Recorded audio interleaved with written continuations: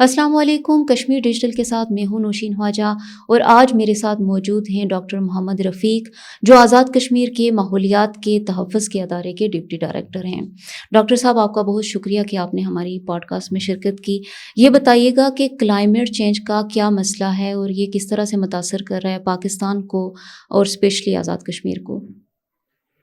بسم اللہ الرحمن الرحیم۔ تھینک یو ویری مچ جی، آپ نے ایک بہت ہی اہم موضوع کے اوپر جو ہے وہ بات کرنے کا موقع دیا۔ کلائمیٹ چینج یا موسمیاتی تبدیلی بنیادی طور پر اس وقت اس صدی کا جو ہے وہ سب سے بڑا مسئلہ جو ہے وہ کنسیڈر کیا جا رہا ہے، لیکن انفارچونیٹلی لوگوں کو اس کی تھوڑی جو ہے وہ جانکاری کم ہے کہ یہ چیز ہے کیا۔ موسمیاتی تبدیلی بنیادی طور پر ہمارے موسموں کے اندر جو پیٹرن ہے اس کے اندر جو بھی ڈسٹربنس آ رہی ہے، کوئی ایسی چیزیں کہ جو کہ ماضی میں نہیں تھیں لیکن ابھی ہو رہی ہیں، یہ ساری چیزیں موسمیاتی تبدیلی کہلاتی ہیں۔ اب یہ ہو کیوں رہی ہے؟ اس کی جو بنیادی وجہ ہے وہ یہ ہے کہ گلوبل وارمنگ جو ہے اس کی بنیادی وجہ ہے کہ دنیا کا جو ٹمپریچر ہے وہ بڑھ رہا ہے۔ ماہرین کے مطابق پچھلے 60 سالوں میں تقریباً دنیا کا ٹمپریچر 1 ڈگری سیلسیس سے اوپر جو ہے وہ بڑھ چکا ہے، اور یہ ایک بہت بڑا جو ہے وہ ایک الارمنگ سچویشن ہے۔ اگر ہم پاکستان کے تناظر میں اس کو دیکھیں تو پاکستان کا ایوریج ٹمپریچر جو پچھلے 60 سال ہیں، 50-60 سال، اس کے دوران 1.2 ڈگری سیلسیس جو ہے وہ بڑھ چکا ہے۔ لیکن اگر اس کو ہم آزاد کشمیر کے تناظر میں دیکھیں تو یہ سچویشن اور زیادہ الارمنگ ہے کہ ہمارا آزاد کشمیر کا جو درجہ حرارت ہے وہ پچھلے 50 سے 60 سالوں کے دوران تقریباً 2 ڈگری سیلسیس سے بھی اوپر بڑھ چکا ہے۔ تو اس طرح گلوبل جو یہ پرابلم ہے کلائمیٹ چینج کا، گلوب کے اندر جو پرابلم ہے وہ ہمارے اس خطہ کے اندر جو ہے وہ زیادہ ایک سیریس قسم کا یا سنجیدہ قسم کا معاملہ ہے، اور اس کے امپیکٹس جو ہیں وہ ہمارے اوپر اس وجہ سے سب سے زیادہ ہیں۔ اب اس سے ہوتا کیا ہے کہ آپ اگر دیکھیں تو ہمارا جو ٹمپریچر بڑھ گیا ہوا ہے تو اس کی وجہ سے گرمی کی شدت جو ہے وہ بڑھ رہی ہے۔ آزاد کشمیر کے اگر مختلف ایریاز کے اندر آپ نظر دوڑائیں تو ہمارے کچھ ایریا جس طرح راولہ کوٹ ہے، تو اگر 10-15 سال پہلے دیکھیں تو وہاں پہ پنکھوں کا کنسیپٹ نہیں تھا، لیکن اب جو ہے وہ ہر گھر کی ضرورت پنکھا بن چکا ہے۔ ایسے ہی اگر ہم نیلم ویلی کے دور دراز کے علاقوں کو، جس طرح کیل شاردہ ہے، وہاں پہ 10 سال پہلے پنکھے کا کوئی کنسیپٹ نہیں تھا، لیکن اب وہاں پہ بھی اس کی ضرورت بنتی جا رہی ہے۔ تو یہ درجہ حرارت کا جو بڑھنا ہے، یہ سب سے پہلی جو چیز ہے وہ یہ ہے کہ جو باقی چیزوں کو پھر امپیکٹ کرتی ہے۔ پھر یہی کلائمیٹ چینج جو ہے وہ آگے جا کے ہر شعبہ زندگی جو ہے اس کو متاثر کر رہا ہے۔ اس کے ہیلتھ کے اوپر امپیکٹس ہیں، ایگریکلچر کے اوپر ہیں، واٹر کے اوپر ہیں، اور واٹر سب سے امپورٹنٹ ایشو ہے۔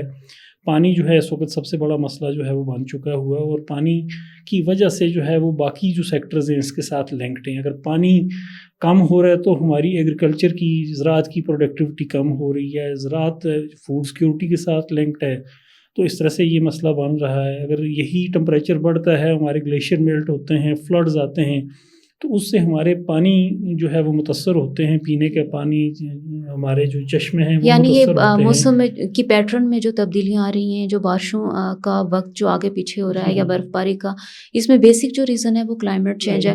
آپ کیا سمجھتے ہیں کہ عالمی درجہ حرارت اس کے لیے رسپانسیبل ہے، جو پوری دنیا میں درجہ حرارت بڑھ رہا ہے، یا کہ کچھ اور عوامل بھی اس میں شامل ہیں؟ اس میں کلائمیٹ چینج کے بارے میں کہا جاتا ہے کہ اس کے پیچھے 2 قسم کے عوامل ہیں۔ ایک ہے قدرتی عوامل ہیں، اور دوسرے جو ہیں وہ مصنوعی یا انسانی عوامل ہیں، جو انسان کی وجہ سے ہو رہا ہے۔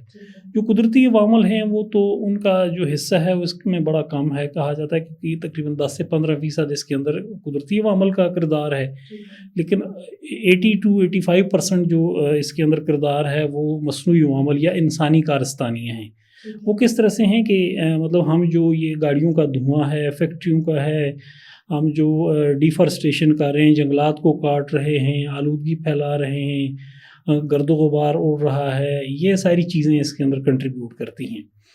اور اگر آزاد کشمیر کے پراسپیکٹو میں ہم دیکھیں تو آزاد کشمیر میں گلوبلی بھی یہ ہے، لیکن آزاد کشمیر میں بھی کہ بھئی آبادی کا بڑھنا جو ہے یہ کلائمیٹ چینج کے اندر سب سے زیادہ کنٹریبیوٹنگ ایک فیکٹر ہے۔ اگر ہم آزاد کشمیر کو دیکھیں تو 1947 میں 1947 میں ہماری آبادی جو ہے وہ 6 لاکھ تھی، اور ابھی جو ہے وہ ہماری آبادی 46 لاکھ تک پہنچ چکی ہے. تو 75-76 سالوں میں اتنا اضافہ ہو گیا ہے.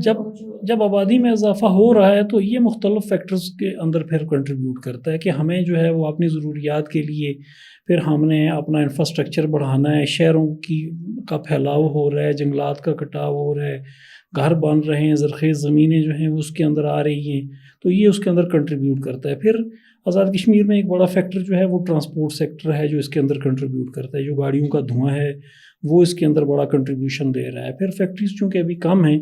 اور دوسرا ایک امپورٹنٹ جو فیکٹر ہے وہ ہے کہ ہم جو ہے وہ لکڑ کو ایز اے ایندھن جو ہے وہ استعمال کر رہے ہیں. تو یہ وہ چیزیں ہیں کہ جو اس کے بگاڑ کے اندر جو ہے وہ رول. اس کا سلوشن کیا ہے؟ آپ کیا سمجھتے ہیں اگر لکڑی یہاں پہ ایز اے ایندھن استعمال ہوتی ہے, اس کا کوئی الٹرنیٹیو ہے جو گورنمنٹ جس پہ کام کرے تاکہ یہ جو فیکٹر ہے اس کو ایٹ لیسٹ کاؤنٹر کیا جا سکے؟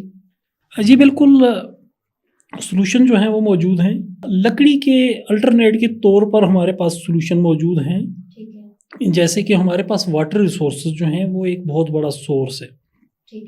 اگر ہم اپنے دیہی علاقوں کی طرف نظر دوڑائیں جہاں پہ اس وقت لکڑ استعمال ہو رہی ہے فیول پرپز کے لیے, ہیٹنگ کوکنگ پرپز کے لیے, تو وہاں پہ ہمارے پاس یہ واٹر ریسورسز موجود ہیں. ہم ہائیڈرو پاور کی صورت میں لوگوں کو الٹرنیٹیو دے سکتے ہیں. یہ ایک سلوشن ہے جس سے اس کو کسی حد تک کنٹرول کیا جا سکتا ہے. سر یہ بتائیے گا اسماگ ایشو کیا ہے جو کہ مظفر آباد میں آج کل بڑا پریویلنگ ہے اور اس کے کیا اثرات ہیں؟ سماگ جو ہے وہ بیسیکلی ایک نئی ٹرم ہے. سماگ بنیادی طور پر 2 لفظوں کا مجموعہ ہے, ایک سموک دھواں اور ایک فوگ. تو فوگ اور سموک دونوں کو کلیکٹیولی جو ہے وہ ٹرم دی گئی ہے جس کو سماگ کہہ رہے ہیں. اس میں بنیادی طور پر یہ ہے کہ ہمارا جو یہ دھواں گاڑیوں کا دھواں ہے, فیکٹریوں کا ہے, یا آگ جلانے سے, یا جنگلات کو آگ لگانے سے گھاس کو, یہ دھواں جب اوپر جاتا ہے تو ایک لیئر سی بنا لیتا ہے, اور اس کے اوپر جب سورج کی روشنی پڑتی ہے تو یہ ایک ایسا مکسچر بناتا ہے جس کو جو ہے وہ سموگ کہا جاتا ہے. جی بالکل, اس میں یہ ہے کہ مختلف کیمیکلز جو ہیں وہ کلیکٹیولی ایک ایسی سچویشن بناتے ہیں کہ جس کو سموگ کہا جاتا ہے. وہ یہ ہوتا کیا ہے کہ اس کی وجہ سے آپ نے دیکھا ہوگا کہ پنجاب میں ذرا زیادہ سیویرٹی ہے کہ وہاں پہ آپ کی ویزیبلٹی جو ہے وہ کم ہو جاتی ہے. یہ تو ایک ایشو ہے, لیکن اس کے انسانی صحت کے اوپر بہت سارے اثرات جو ہیں وہ مرتب ہو رہے ہیں. یہ آپ کی آنکھوں میں اریٹیشن پیدا کر رہا ہے. یہ جب سانس لیتے ہیں تو یہی جو پارٹیکولر میٹرز ہیں یہ آپ کے اندر جاتے ہیں اور کچھ ایسے باریک ہوتے ہیں کہ ڈائریکٹلی آپ کے بلڈ کے اندر شامل ہو جاتے ہیں, اور سانس کی بیماریاں, پھیپھڑوں اور اس طرح کے بہت سارے مسائل اور سکن کی بیماریوں کا باعث بنتا ہے. اگر ہم آزاد کشمیر کے کنٹیکسٹ میں دیکھیں تو اس کی سیویرٹی ابھی جو ہے وہ بڑھ رہی ہے, اور یہ گزشتہ جو 2-3 ماہ ہیں ان کے دوران ہمارا جو ادارہ تحفظ ماحولیات اس نے یہ دیکھا ہے کہ یہاں پہ بھی یہ خطرناک حد تک جو ہے وہ چلا جاتا ہے. تو آنے والے وقتوں میں اگر یہی صورت حال رہی تو یہاں پہ اس کی سیویرٹی اور زیادہ جو ہے وہ بڑھ سکتی ہے اور مسئلہ بن سکتا ہے. ٹھیک ہے سر, گلیشیئرز کے پگھلنے پہ میں آپ سے بات کرنا چاہوں گی کہ سن 2000 سے اب تک کتنے فیصد گلیشیئرز آزاد کشمیر میں پگھل چکے ہیں, ان کی کیا پگھلنے کی رفتار کیا ہے؟ گلیشیئرز بالکل ایک بہت ہی امپورٹنٹ چیز ہے, امپورٹنٹ ٹاپک پہ آپ نے بات کی.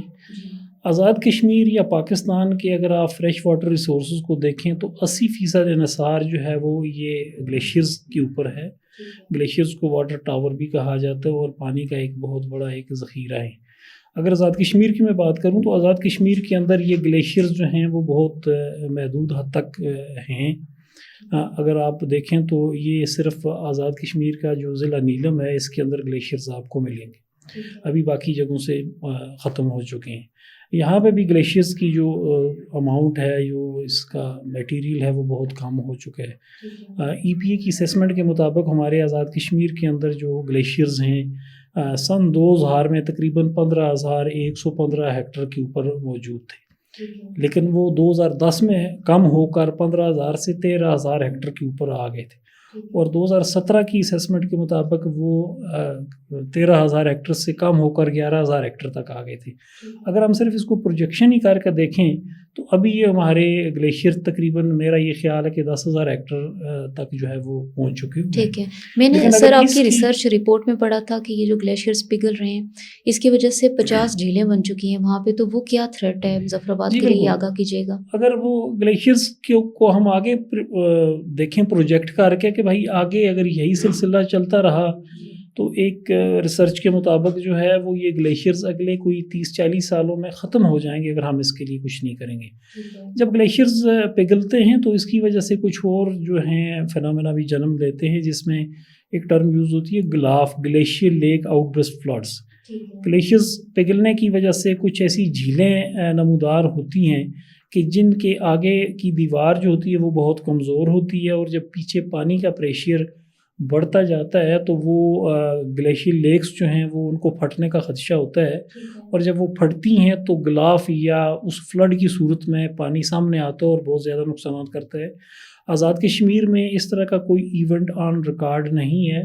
ایونٹ میں ہوئے بھی ہوں گے لیکن ریکارڈ پہ نہیں آئے, لیکن ہمارے ساتھ ہی یہ جی بی میں اگر آپ دیکھیں تو وہاں ہر سال اس طرح کے ایونٹس ہوتے ہیں, اور فیوچر میں یہاں پہ بھی اس کا بہت پوٹینشیل ہے کہ کسی بھی وقت گلاف کا جو ہے وہ خطرہ لائق ہو سکتا ہے. اور خاص طور پہ ہماری جو شونٹر ویلی آزاد کشمیر میں وہاں پہ کچھ گلیشیئرز ایسی خطرناک حد تک پہنچ چکے ہیں کہ وہاں گلاف کا کسی بھی وقت خطرہ جو ہے وہ آپ دیکھ سکتے ہیں. ٹھیک ہے سر, یہ بتائیے گا کہ گورنمنٹ کی طرف سے کوئی اقدامات کیے جا رہے ہیں اس صورتحال سے نمٹنے کے لیے؟ جی, گورنمنٹ کی طرف سے کلائمیٹ چینج کے کنٹیکسٹ میں بڑی اہم پیش رفت ہو رہی ہیں. اگر آپ کو اپڈیٹ کروں تو سب سے پہلے تو اے جے کے اندر جو ہے وہ گورنمنٹ نے 1998 میں ادارہ تحفظ ماحولیات کی بنیاد رکھی, اور سال 2000 میں جو ہے وہ اے جے کے اندر اے جے کے انوائرمنٹل پروٹیکشن ایکٹ 2000 لایا گیا. اس کے بعد فردر ایفرٹس چلتی رہیں, اور 2015 میں اے جے کے اندر کلائمیٹ چینج سینٹر کو اسٹیبلش کیا گیا, اور اس سینٹر نے 2017 میں آزاد کشمیر کے اندر اے جے کے کلائمیٹ چینج پالیسی, جو کہ نیشنل پالیسی 2012 کے بعد پہلی پالیسی تھی جو کسی بھی پروونس یا کسی یونٹ نے جو ہے وہ بنائی. اس کے بعد 2018 میں ہم نے اے جے کی کلائمیٹ چینج اسٹریٹجیز اور اے جے کے لیے کلائمیٹ ایکشن پلان جو ہے باقاعدہ سے جو ہے وہ بنایا گیا. ٹھیک, آپ کیا سمجھتے ہیں کہ مزید کیا اقدامات کیے جا سکتے ہیں اس سلسلے میں؟ جو ہے وہ یہ اس ایشو کو جو ہے وہ وار فوٹنگ پہ لینے کی ضرورت ہے.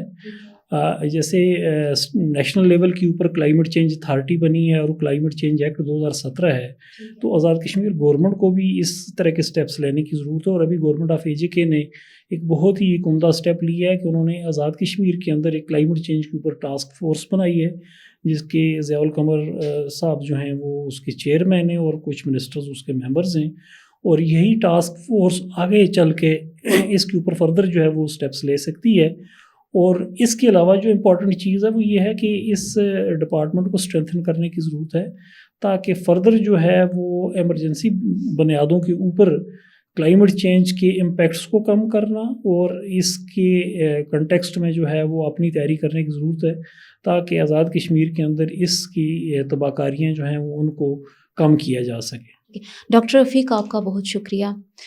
کشمیر ڈیجیٹل سے نوشین خواجہ کو دیجیے اجازت, ملتے ہیں ایک نئے پوڈ کاسٹ کے ساتھ, تب تک کے لیے اللہ نگہبان.